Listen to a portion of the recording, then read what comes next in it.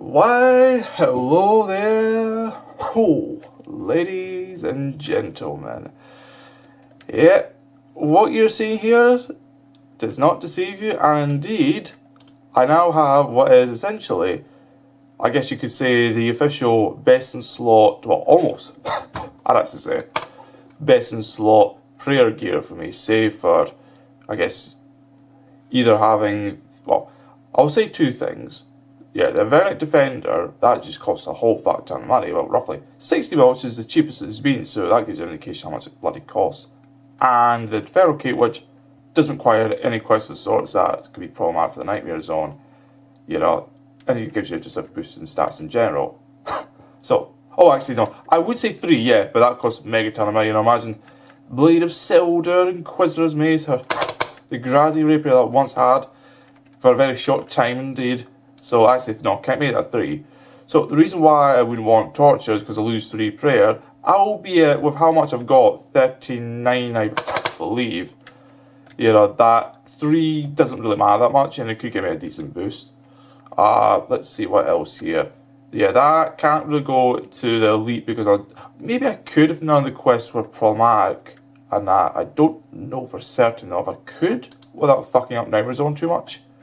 Maybe, but that much effort, just one fucking prayer, no, not worth it. And that's obvious because I know Barglass is just the superior choice outright, but the thing you have to take into consideration, and indeed, you'll be wondering here, who the fuck is this and that, from What Lies Below and the Kendall from the Mountain Doors. I believe that other one there, that fucking corrupted ghoul or something, you know, that was from the Ascent of Arceus quest. Just basically to fill up. You know, there's an actual thing where apparently if you have, I think starting 5, you just get the usual values, but if you add an extra 5 up to max of 10, you get additional 10% points in that. So say that kills for like 5,000. Instead of getting 5k if you're 5 monsters, if you have 10, it goes for 5.5k, as well as all the others getting that 10% increment. So far I've only got 3 extras. Also, yeah, another thing you may be wondering, you're just curious though, yeah, overloads? What the fuck are those? Yeah, they essentially act as a super combat, just basically everything. I think melee wise it works the very same as a regular super combat, giving you the best stack increments possible. But as for range, it acts as best slot, because I think with rage you normally get 13 boosts, that gives you 2 more. And with mage, even with imbued heart, you'd only get 10 at best. Normal pots you only get fucking 3. And now this gives you a whole 17 to work with. Actually, no, I think, no. No. If you had full stats, you would see the stats go even higher. But yeah, basically, it goes up to ridiculous levels.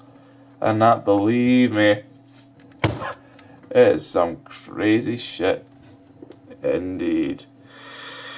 Though I suppose it does beg the question, and actually, it does beg the question of what is the most optimal Nightmare Zone, because there was another method I was considering experimenting with this for the long-term train, because as you'll no doubt know here, my main thing is to get to 99 defense, 99 range, and 99 mage for both offensive and defensive capabilities. These two don't really matter too much, and also HP along the way. Those two don't really matter, but I suppose it wouldn't hurt to train them a bit along the way, you know, and eventually just get a full maxed alternative combat, you know. So that way it's like, yeah, you know, my account's like fully kitted out and that is just really rearing to go. But yeah, so as far as, yeah, Barrel Gloves, just, no, impossible. Because at the end of the day, it involves you in a bunch of quests. These quests involve killing monsters that end up, you know, giving you mage and range and other fucking complicated. I mean, the monster is just, no, also no, not corrupted but trapped soul indeed. But yeah, just this guy. Also, as a funny little update just for today and that, yeah. So I suppose I won't have to talk about it because, oh yes, I will say this straight up front, this isn't going to be a one-off video. This is actually going to be, I'd wager minimum 3 whole videos. You heard me correct, 3 entire videos. There's a reason for that, but before I get into it, yes indeed, the Grotesque Guardians changed from Pulse 71 not here in this update. Click here for the news post to ensure you're aware of the changes. Essentially, yeah, those changes where people were saying, much like Abyssal Sire, the Grotesque Guardians were a bit slow. I will say this up front, it's still a bit tricky because Abyssal Sire, in my opinion, was worth going for the hassle. Grotesque Guardians was not worth going for the hassle. So to me, Abyssal Sire was just an even better upgrade. You know, it saved me maybe an average 10, 12 seconds. You know, like a nice little quality change. You know, bloody hell, salam indeed. Yeah. So basically, that was just a full-on upgrade, one way or the other. However, with the Grotesque Guardians, I don't know. I don't see it the same way.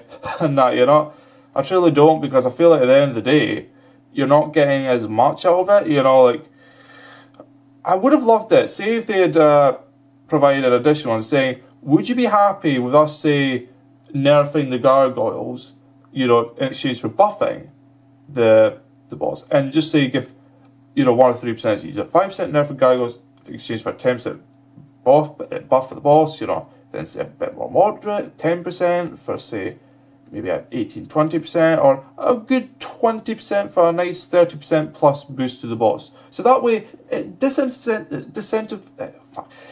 makes killing a gargoyles less profitable, but then it's like, you're on a slow task? Kill the boss. You'll get rewarded for it now. Ideally make it on par with the Abyssal Sire, but I don't know. I do see both of them on similar difficulty scales, but some might disagree on that one, you know. But I digress. Yeah, just this whole concept of, you know, getting to where you're at a point where most bosses aren't nigh on impossible, like I made them out to be in some of my other videos, because, yeah, back when I was first doing bossing and that, I was quite shit at some of them, and yeah, if anyone recalls my Calfight Queen videos, oh god, that first one where using a whip and slash and the Toragon was just embarrassing, and that, you know, but you learn as you go along, and that eventually things that seemed unconquerable before then eventually just become a piece of cake, as is testament to my almost 7,600 Zulrah kills, with the vast majority being mage only, and that very, very few with that 1 point, but the 1 point, still close to 1.2 billion twisted bow. Yeah, a lot of these crashed in that a few days before, and I had people in a bit of a panic because, yeah, COVID-19 is now finally starting to ease up, and that lockdown is finally starting to, you know, go away, and that. Yeah, currently over here in Great Britain, and yes, we're at phase 2, and it's soon to be going to phase 3, and which causes some problems for me, but again, I'll get into that soon enough.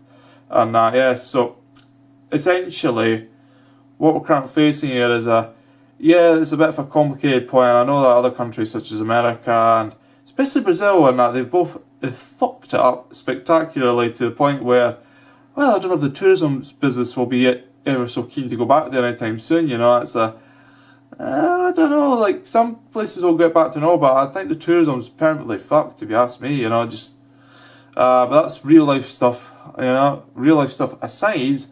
Yeah, I figured with this plan with Seth Scylla, I aim to have him assist me with boss hunting, you know.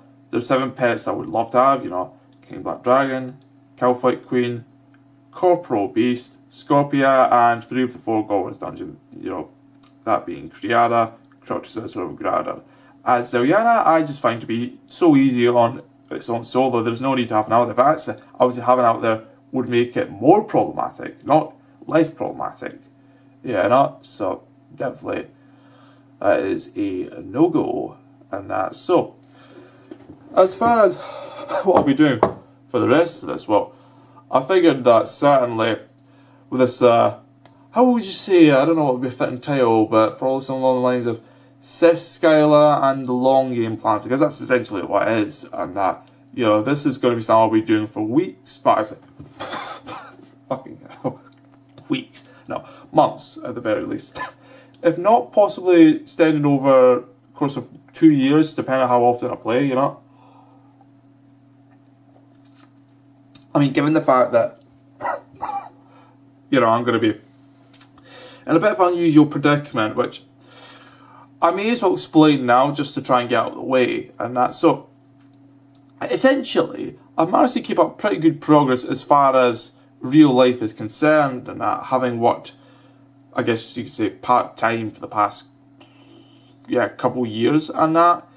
Yeah, the joys of part-time indeed, and that, 16, 18 hours, it's nice and cosy. You still get a bit of money on the side, but it's not too stressful and demanding on you. But I have, in recent months, decided to go for the push for full-time, and with that comes with a bit of unfortunate consequences. Not in the sense of traditional game like I've been doing recently with, say, right now I'm working on Dreams, and that is Media Molecule's next star hit now, which, well, is an interesting one, I'll give her that much. Not in a bad way, but I'm worried about its future, that, it's not quite the Little Big Planet 1 and 2 sort of glorious, days. It's not quite like that, but I'll talk more about it, in another time. But yeah, in regards to my financial job, yes, so that's pretty much where I'm going with.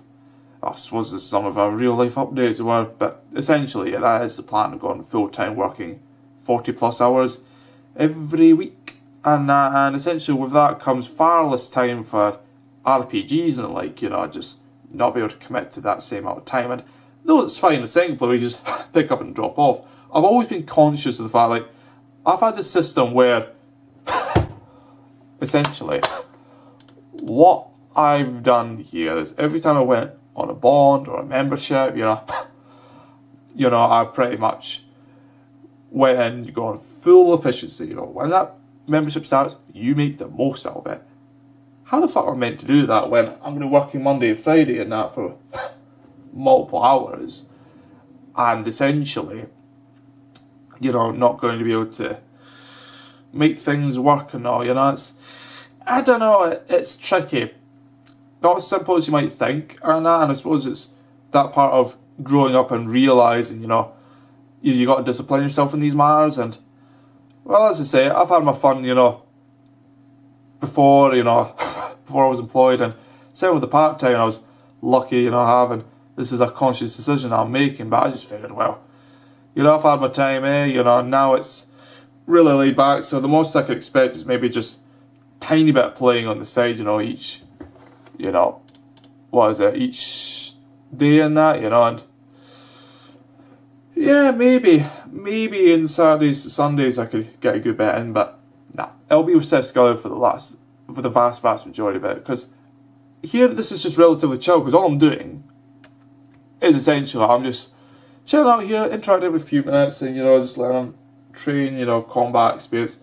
Although even that can be tricky sometimes when you just forget, and then lo and behold, you see the login screen or just see yourself dying and that, as I have a few times already. So that shall be a fun one to experiment indeed. And that, but yeah, that's pretty much it for the real life updates. Just clearing up, because I figured, well, eventually this old school RuneScape series will finish, I think, sometime, I want to say sometime in somewhere around September. I'm not exactly sure. It might even be early October if I'm lucky, but yeah, no, it's going to be coming near to an end. And and that's an unfortunate part. I could very well just, undo this full-time stuff and just keep making videos, but nah. It's the end of the road for me for the most part. Maybe just logging on Virtual Power occasionally just to chat.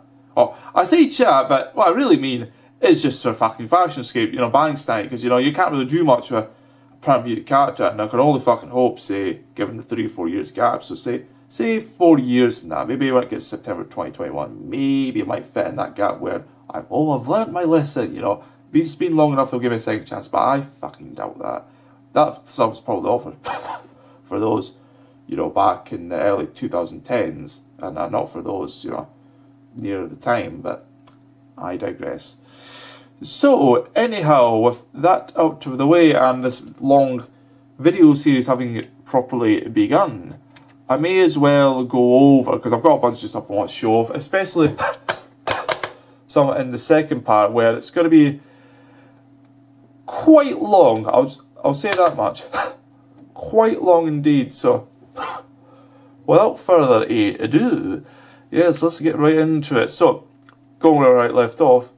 Yeah, so, you'll probably know about the famous sort of thing with gem bags and that here, where, yeah, there's been a sort of big rumour where you have an extremely slim chance of getting not a dragonstone, but the famed uncut onyx, and that, you know, those mine bags and the, what's it, Motherlode mine? And yeah, there's been sort of a few previous attempts, especially one I remember, somebody having faked their attempt to get the onyx in that, and Jagex indeed called them out on their bluff, and their lie indeed. And until not too long afterwards, I think roughly a month afterwards, someone by the name of Any Uni, you know, was quite surprised indeed to find she'd got herself an onyx. And again, it could very well looked as if that was, you know, fake, but no, Jagex this time actually confirmed it on their front, which is interesting. I'll say that much. Very interesting indeed. And well, as I say, it's a matter of incredibly good luck, but in all the wrong ways, because, you know, it's like, oh, you actually get a 3 mil drop, you know, or actually no, right now it's actually hold on, actually what I'll do, what I'm going to do two quick things. First off, I'm going to show off the value of this. Yeah, 2.1 million. Oops. What happened to the prices again? Also, there's another, let's see, I'll show you off here, but keep that on. Yeah, just to say, indeed, 39 prayer and that, very respectable indeed, but that's besides the point. So, yeah, what happened to the onyx prices again? Just to kind of clarify, like, yeah, what the fuck happened? Because if you remember that Volcano nerf, that was primarily to increase, it was to increase the onyx prices indirectly by reducing the chaos and other runes prices dramatically, so that they wouldn't do the little cool thing and that. And that boosted almost about 3 mil in that. But in the last actually about 2 months or 2.5 months, it's went crashing back down. I don't understand, but that'll be an interest. Nobody's talked about it yet, but it's almost back to what it was before, so oh boy. Oh boy indeed. So yeah, essentially that's being a bit of a fun news and all, somebody having achieved a first for everything, which I would wager if that was the case, it's possible also being a first somebody getting their Armado helmet or Bandos boots for an elite clue sort of gun, one of the two anyway. I don't know, but maybe it's super rare but just not extremely rare kind of thing, you know? That kind of thing, you know? But I digress. So, anyhow, next one. So, anyone knowing the legend himself? Indeed, Exact alongside Rendy getting their level 3 fire capes and all, joint effort and all. Well, he's back in the news, but for a different reason than that. Yes, this is the other side, the much more harder one, the Inferno Cave. And indeed, it's now possible for level 40s, not just any level 40s, level 40, to get an Inferno Cape, beating the previous record by an entire whopping 6 levels. 46. Like, bloody hell. Yeah, that's what I mean. Find an adamant crossbow, and that can do a good number on the TzTok-Jad himself if you know what you're bloody doing and that, you know. Doing proper prayer flicking, you know. Like, holy shit. I'm not gonna lie. I think the Inferno Cape to some extent has been devalued, especially some things where you can cheese it, like, you know, using full Justicia, you know, Legion, you know, for the full on defense, and even I would say there's a downwards bullet strategy, you know, that lets you use the spec to lure in the little bats, you know, not the bats, slimes and that, so they aggro on you, and then you can, depending on the circumstances, you can save spot, because I don't know how hard they hit, or rather how accurately they hit, because they do have the force in that, which isn't bad, but if you want, because however HP you got, well. But I don't really use that strategy, not the downwards bullet, because, you know, I just feel like it's pointless. And also, I don't use full Justicia because it fucks with your mage and that, you know. So it's like, if you're going with Justicia, you may as well use downwards bullet, because you have no reason to mage then, and that. But I digress. Indeed, I digress. You know. So, as to say, I'll never be able to do any of the super fancy strats that these elite players do have, but I guess being unfair, having a legit... Fuck. No.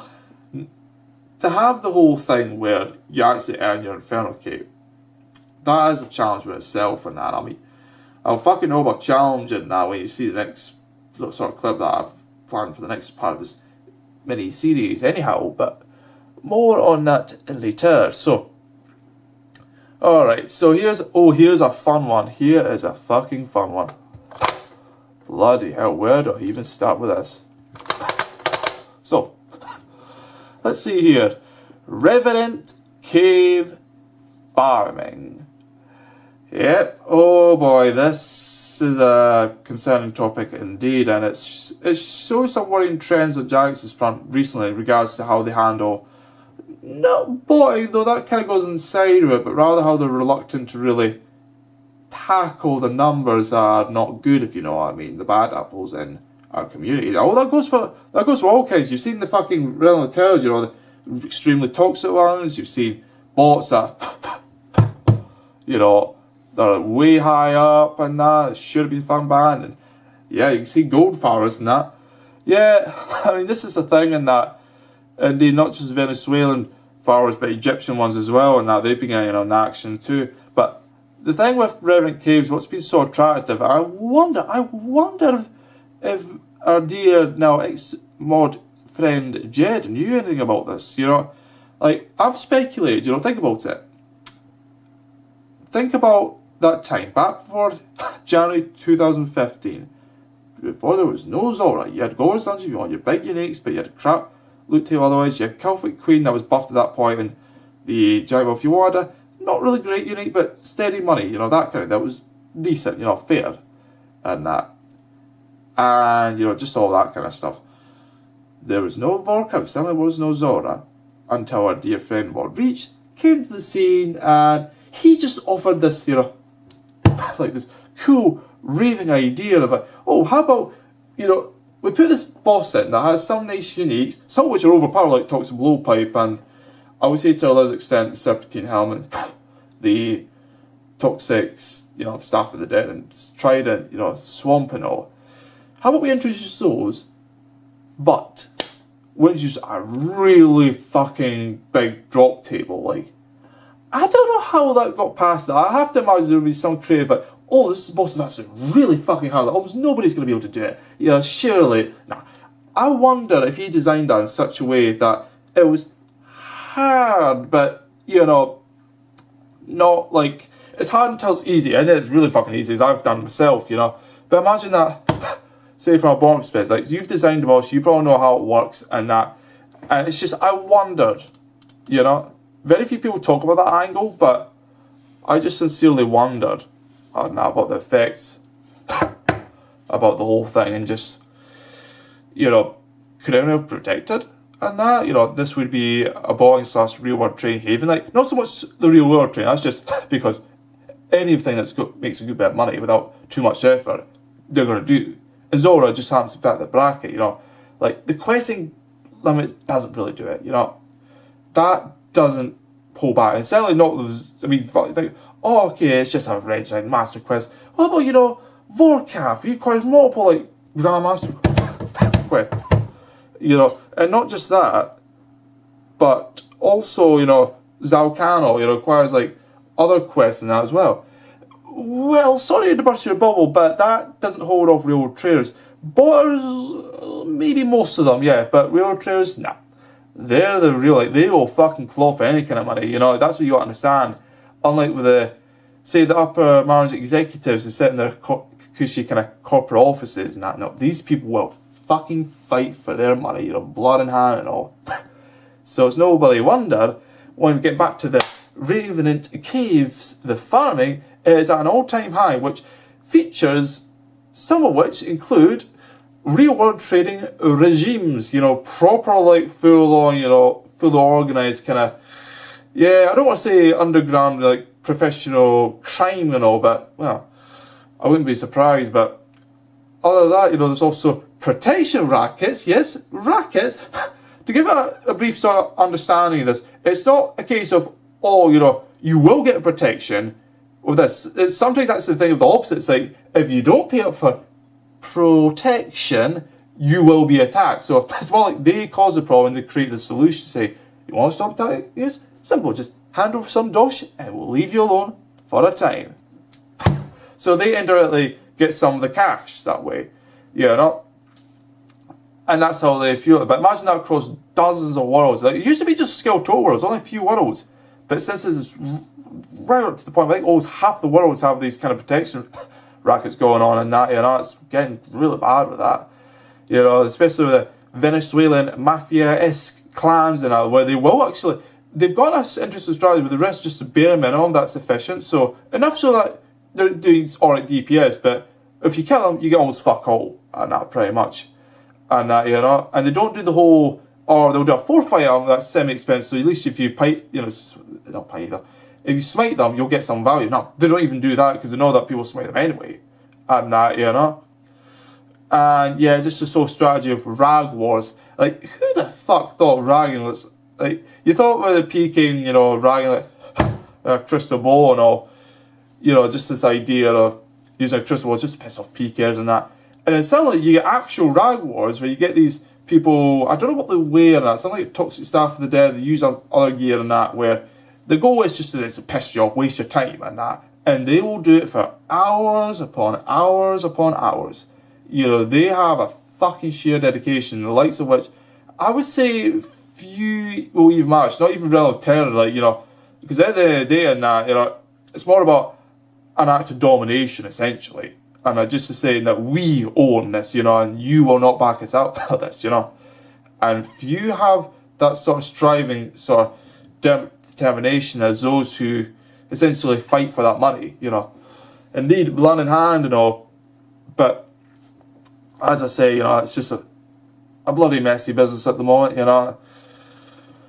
Oh boy. But, yeah, and also, the major problem being that untold some amounts of raw GP are indeed entering the GP, but it's not like Biohazard seems a weird thing where a lot of it's just items that you can't really out, but indirectly it saves you money, so it is sort of affecting the economy, but just not quite in the same way. Whereas with Revenant Caves, no, just huge amount of alcohols entering the game at any given time, and it's just, well, fuck, yeah. I have to wonder if, indeed, just much like with Modgen knew about us. Certainly he was interested in the real world training, but so I think he had more of a sort of leeway. Like, I think probably he knew with this update, in the long run, it would be probably the Venezuelans and that, you know. And by pushing up regular players to have more Venezuelans come in, and then also wearing out other clans with, you know, ragging and all, it's like, at the end of the day, and that they get a piece of the very juicy pie indeed that is Rev Caves, and at the end of the day, it just seems like Jagex does not give much of a toss. And you know, why this is with their investors, they want to convince, oh, we've got huge numbers across the board, and they do not want to fucking touch up by any stretch of the imagination. Anything that might piss off a number of people, even if it's not a big number, they're hesitant. Like, you know that Banner, like the one way back 2000 where they just fucking walloped people, like, you know, smashed, pummeled them to the ground, just smite them out of existence, pretty much. Well, they're a lot more selective, for better or for worse. You know, I'll say for better being they don't want to piss off the best too much, so they'll do it at certain times, and only so many, the worst cases. Selective being the bad one, where they're like, say, just some people are just a bit too problematic, you know, causing too many issues in the community, you know, exposing privacy and all. And this was the case even before old school RuneScape came into existence. You know, this has been around for years. That kind of selective, you know, and this also extends to like permutes as well. It's just, that's the kind of thing. We need to just say, oh, we're actually doing something, you know, like, fuck me. Reminds me all too much of the days ModGed and there's foul tricks, you know, people having been hounded upon, you know, for saying, oh, my account's behind, and say, oh, you real-world trading. Oh yeah, it was real-world trading, just not in the way you fucking thought. Yeah, you know, people were fucking made fools out of that day, you know, and I thought there was some bloody suspect, but of course, we didn't know how far down the hole went, so, indeed. But anywho, this is indeed just the first part of the series, and oh god, I'll be tending to cover the whole news and that, so, indeed, I suppose I shall indeed see you shortly.